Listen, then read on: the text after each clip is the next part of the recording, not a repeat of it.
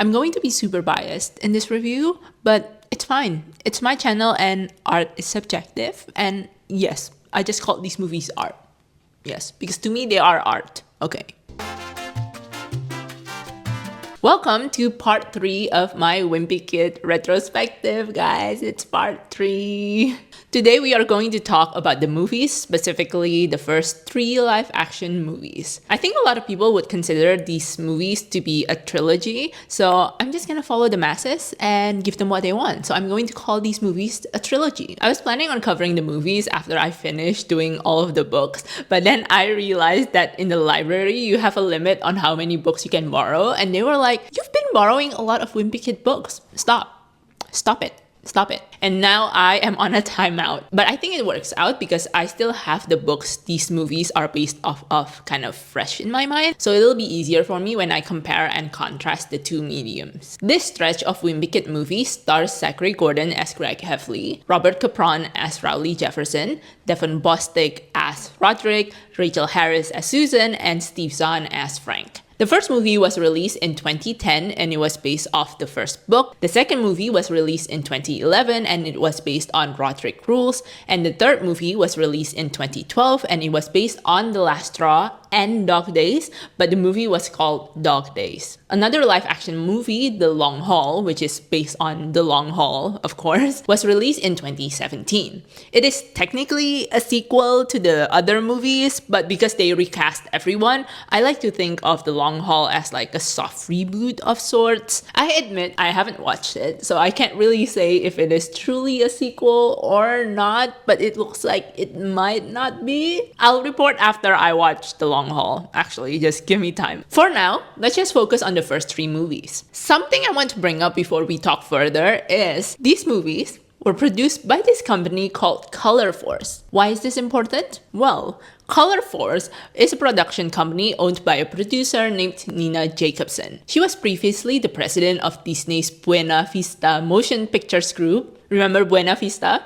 I remember. But Nina Jacobson is mostly known for producing the Hunger Games movie series and Crazy Rich Asians. The first movie from Color Force is actually Diary of a Wimpy Kid. So without Wimpy Kid, will there even be a Hunger Games movie? And considering how good the Wimpy Kid movie adaptations are, your mileage might vary, of course. It seems Color Force have a good track record of adapting books. Perhaps the experience of adapting Wimpy Kid played a part in this. I'm just saying, maybe the Hunger Games movies won't even exist without Wimpy Kid. Like maybe the studios don't see the success of the Wimpy Kid movies and they didn't give the opportunity for Nina Jacobson to produce Hunger Games. You never know.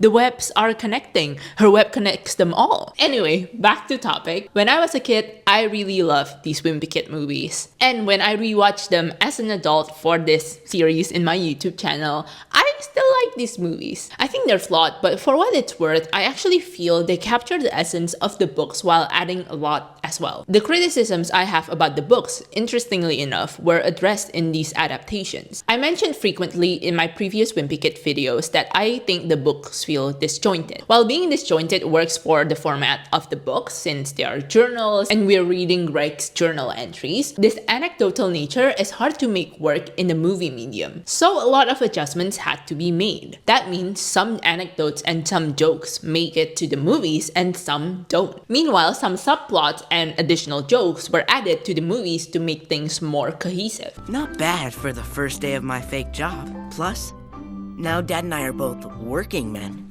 We're getting along great. And I think the changes benefited the movies in the long run and made the movies feel better, for me at least, because the stories flow better. There is more character development and the stories just feel more complete. Don't get me wrong, the books are still absolutely funny, but the changes in the movies just tie the anecdotes together better. And if you do not have anything tying these anecdotes together with something that people will care about, I don't think you'll want to watch the movies because you might as well just watch like a compilation of funny gags on YouTube, you know? And what separates movies from YouTube compilations is is ultimately the characters and their motivation, and sometimes maybe plot. But for the Wimpy Kid movies, there's a lot of emphasis on the characters. Specifically, they emphasize the emotional stakes of the characters' relationships with each other. And this is absolutely the right choice. In the first movie, Greg was very focused on gaining popularity as a way to survive the first year of middle school. Unknowingly, he damaged his relationship with Rowley. As per the original book, Greg and Rowley's friendship is the center of the first installment. The movie argues that the only way Greg could even survive middle school is by having his friends by his side. And the closest person to Greg is, of course, Rowley. Greg's desire for popularity is ultimately misguided. It's not until the loss of Rowley that Greg realizes this. Don't come by my house. The second movie focuses on Greg's relationship with Rodrick. I think the movie does a better job than the books in showing the complexities of brotherhood. Not going to lie, after some reflection, I probably conflated my love for the Rodrick Rules book with this movie, which honestly I don't mind because the book and the movie are good companion pieces to each other. Like, they enhance each other and it makes me love this particular installment even more. But the movie does a better job of showing the ups and downs of their brotherhood. There were moments where Greg and Rodrick were fighting. I thought it was our party. It's my party. Now keep quiet or I'll lock you in the dryer. Rodrick! But there were also moments where they were bonding and being vulnerable to each other. You know that girl who I sent the note to? Yeah? She thinks I'm fraggly. I especially love the portion where Greg and Rodrick were bonding after they covered up Rodrick's party. Greg went to Rodrick for advice and help, and in return, Rodrick was being a friend to Greg, only to have all of this blow up towards the third act of the movie. Rodrick's line, You're my brother. She'll never be my friend. is such a banger because I think it encapsulates what it means to be siblings. You can be related by blood, but to have a genuine relationship with your sibling, like, you have to make the conscious decision to be friends with them. It's safe to say at the end, Greg and Rodrick demonstrate this line essentially, where they choose to become friends with each other. In the third movie, Greg's relationship with Frank, and maybe Holly, but more so with Frank, serves as the core. The bonding that Greg had with Frank in this movie was something that I really wanted in the books, and it's great that I get to have it in the movies. I have to say, overall, I like the changes that they made towards Frank as a character. Even in the previous moments, I think there were more moments. Even in the previous movies, I think there were additional moments between Greg and his father that I think were pretty sweet. I thought Dorothy deserved it. Thanks, Dad. You got some good shots in there. They're kind of in the background, but it's nice because in the books, Frank is pretty hands-off. So to see him being more present and more caring towards Greg is nice. But I appreciate that they delve into this relationship in Dog Days further, because as much as Frank can be nice to Greg, they don't really spend a lot of time together. And in Dog Days, Frank is framed as someone who actually tries to be a good father. Like, he tries to be better than his own father by taking the initiative to spend more time with Greg. Even if it's hard, because Frank and Greg are very different in nature. Overall, Greg's relationship actually served as motivation for him to grow and become a better person. In the first movie, Greg said he ate the cheese to save Rowley because he values Rowley as a friend, and this is a pivotal moment that, allows them to reconcile. In the second movie, Rodrick was punished for his party and he wasn't allowed to participate in a talent show. So, to get Susan to let Rodrick perform, Greg willingly participated in Rowley's magic show, despite him being scared of embarrassing himself in front of Holly Hills, his love interest. You're willing to do that just so your brother can play?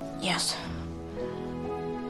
In the third movie, Greg owned up to his mistakes and took responsibility for his actions because Frank told him that's what makes a good man a good man. And to be honest, I don't think Book Greg would ever own up to any of his mistakes unless he is coerced to. So to see movie Greg do this is pretty nice. And ultimately, these relationships and motivations are what led to a lot of funny moments, and that makes the funny moments hit harder. I do have to say, the books are still much funnier than the movies, but I think the jokes in the books dictate where the story and characters go. Whereas in the movies, I feel the jokes serve the stories and characters, and funny moments are generated from character, even if I don't think it succeeds all the time. For example, the first movie felt very tight and lean and clean in my opinion, because most of the jokes do serve the story. In the second movie, it's a bit messier because sometimes they still have jokes that do not serve the story or character. Like they kept Rodrick's 100 years ago poem. How are we to know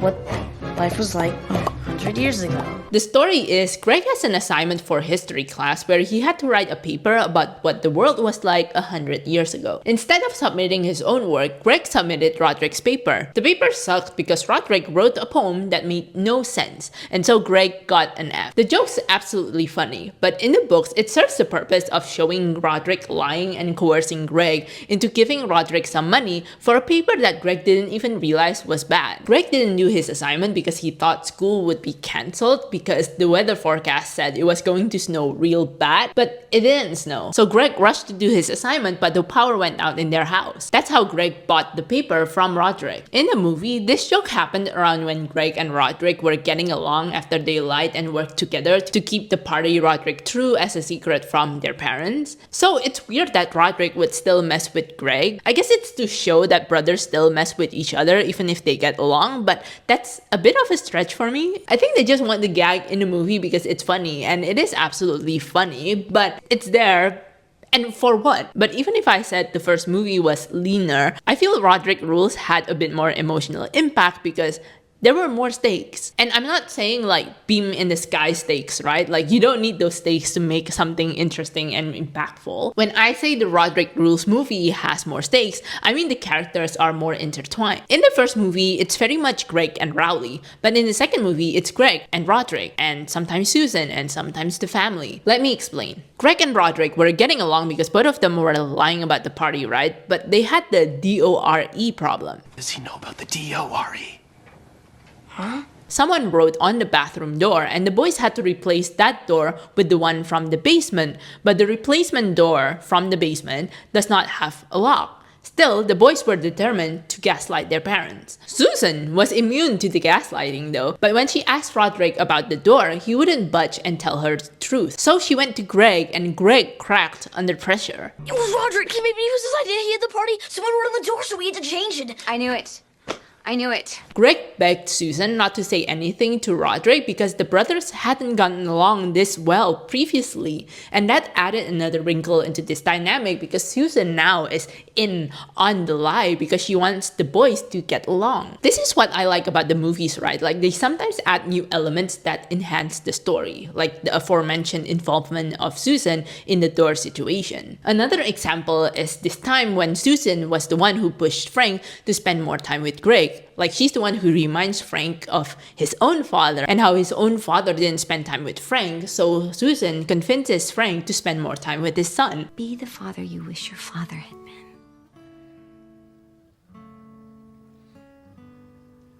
You're right. And that jumpstarts Frank's desire to break the cycle and become a better father. Overall, I really like the parents in the movies, maybe because we're seeing them a bit more objectively, unlike in the books where maybe Greg's bias is bleeding through into his stories. But in the movies, I like that they work as a team. But the biggest reason the characters and the emotional beats hit is because the casting is just so good. It's just perfect, from the heffleys even to the minor characters. They're literally the characters from the books come to life. And the actors were also very charismatic in their roles. Special shout out to the kids because they had to be the ones carrying this movie, right? They do such amazing jobs. Even Manny was cute. Like, I'm not beefing with him. Like, he's still annoying, but he's not as annoying as the books. Like, he's actually very cute in this one. I'm sorry, baby. Some characters are even elevated. Like, I raved a lot about the parents previously, and that's because I think Steve Zahn as Frank is amazing. Like, he gave the character such a manic energy that just made him more entertaining. How about then, no video games and no television for the rest of the summer? Does that make you laugh out loud? Dad, no! I stopped laughing! I stopped!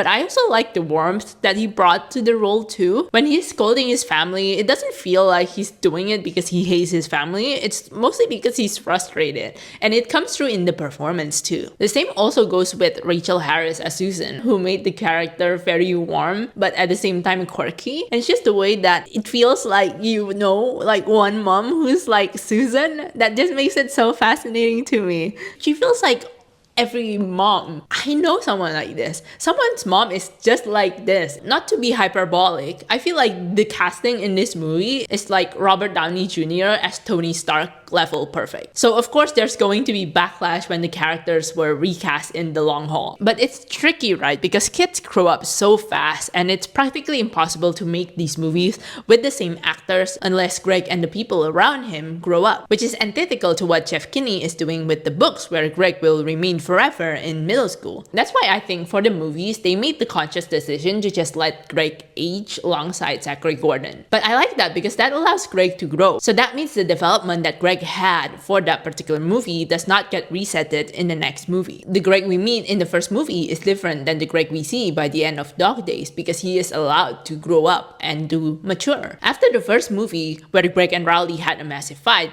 they never fight as bad as they had in the first movie. Even if they did, they make up relatively quickly. After the Rodrick rules, Greg and Rodrick actually get along better in Dog Days. It's satisfying to watch Greg grow, especially as someone who really roots for him as a character. If you watch my previous video, you will know I am a Greg Heffley defender, and I do not agree when people call him a sociopath. So I am very happy to report that the Greg in a movie is much more likable because he grows out of these bad tendencies. Greg is still annoying and frustrating and narcissistic, but being able to watch him be a better person, it made me more attached to the character. But I think my additional attachment to him is also because I read these books and watched these movies when I was around Greg's age. To some extent, I felt a kinship because I grew up with him. At least the movie version, because he was allowed to grow up. It's probably the same way people feel about growing up with Harry Potter, but Wimpy Kid is my Harry Potter. Wait, don't come for me. It's not an insane sentence. Stop drafting your comment. But it was nice to see Greg growing up and learning responsibility because I was doing the same thing. Overall, these movies are excellent to me. They're flawed, but I still enjoy it. And if I think about it, they're also probably one of the last movies aimed at young kids that are slice of life. Dog Days was released around 2012, so by then I feel like kids probably started to pivot towards superhero movies. At least that's what I was doing. It's also so rare to see mid-budget movies like these days. When I was watching Dog Days, it hit me. It almost felt like I was watching one of the last big studio mid-budget movies. Anyway, that was a tangent. So, to conclude, in some days, I prefer the movies, but in some days, I prefer the books. Either way, I enjoy both Wimpy Kid installments, but that's just my opinion. I would love to know what you guys think. If you've watched these movies, what do you think of them? Do you have a favorite? Do you prefer the Wimpy Kid books or movies? Let me know in the comments. If you like this video, please consider liking it, sharing it, and commenting.